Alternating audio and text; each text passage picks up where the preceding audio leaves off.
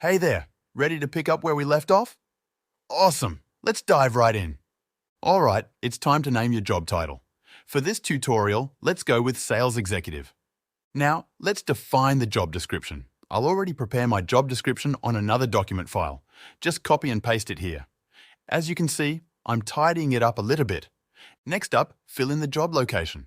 Now, on to the campaign duration. By default, it's set for a month. But you can always pause or end your campaign to suit your needs. Next up, we've got the campaign parameters. These are the conditions that define the specific kind of job you're hiring for and the kind of environment and conditions that are present in that job. There are 6 parameters.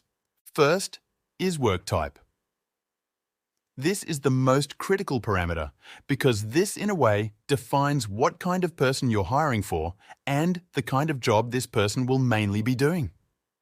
Hover your cursor over these annotations to understand which work type to choose. If the job mainly requires a person to analyze, strategize, and set targets and objectives and plan tasks, then choose the planning work type. If the job requires a person to hunt for sales with a big target to fulfill, then choose Sales Hunter work type. The definitions for each work type are defined so you can understand and be focused on what you're really hiring for. Work mobility. This one's whether the job you're hiring for requires the person to be on the move or to stay and do work more on his desk. Then there's work pace. Think of it as how fast-paced the job is. Are you going to require the person you are potentially hiring to hustle and juggle a bunch of tasks at once? Or is it more of a steady, manageable workload? Now onto onboarding approach.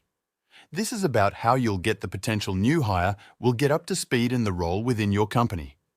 Is the person going to get trained formally, or will the person learn more as they go using more of their own experience? Alright, business process. This one's about how the company runs things. Like, does your company have strict procedures in place for everything, or is it more laid back and flexible? And finally, the stage of business. This is about where your company is at. Is your company a well-established company that's been around, or is your company still in that startup phase? To kick off your campaign, just hit Submit. So, if you notice the out of credit message, don't sweat it. I'll walk you through how to buy more credits after this. First off, head to the Details tab, where you'll see that your job campaign has been recorded. Now, keep scrolling until you spot the assessment URL link and the QR code. Copy that job QR code and link are important to copy and save because you will need to include this in your relevant job posting on your social media and other channels, which I will touch on in the next tutorial video, How to Track Your Results. Right. I promised to walk you through how to buy credits, didn't I? Let's dive into that real quick. So, once you click on Purchase, select your package. It'll direct you to the PayPal pop-up menu. If you don't have PayPal, don't worry, just click on the Account Setup button and follow the easy setup process. Make sure to link PayPal to your credit or debit card to enable or activate it as a payment method. I'm logging into my PayPal account now. See? It's already connected to one of my cards. Just pick one and complete the purchase. Now, notice the figures at the top of the dashboard. This gives you a top-line view of the state of your campaigns. The first figure to your left refers to the number of job screening campaigns you've launched. The next figure to the right refers to the number of campaigns launched that are still active or ongoing. Because we just started one campaign, you will see 1 showing here. The next figure to the right refers to the number of campaigns that have already concluded or are finished. The final box on the right shows how many people started an assessment but did not complete it.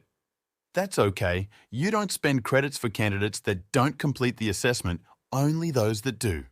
And finally, the box on the lower left shows the number of credits you have left. Remember, 1 credit equals 1 assessment. In the next tutorial, I'll show you how to track and see results. Stay tuned for that.